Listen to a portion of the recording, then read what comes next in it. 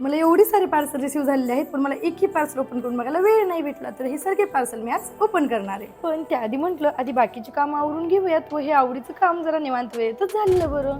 मग लगेच स्वयंपाकाला देखील सुरुवात केली आणि मी आज ओवीसाठी बनवली होती वरणफळं, जी ओवीला फार आवडतात. मग लगेच किचन क्लिनिंग देखील करून घेतलं आणि खरं सांगू हे सर्वात कंटाळवाणं काम माझ्यासाठी, पण करायला तर हवंच, कारण की क्लिनिंग झाल्यानंतर एकदम प्रसन्न वाटतं. तर कधी एकदाची घरातली कामं होतात व मी हे पार्सल खोलून बघते असं मला झालं होतं. तर या पार्सलमध्ये मी मागवले होते ऑइल कंटेनर, जे माझ्याकडे ऑलरेडी होत्या पण मला त्या काचामध्ये हवे होत्या. आणि या ऑइल कंटेनरची कॅपॅसिटी 750 ml आहे आणि या डिस्पेन्सर सोबत जे नोझल आले आहेत ते ना प्लास्टिकचे आहेत, पण जर हे मेटलचे असते तर अजून बेस्ट झालं असतं.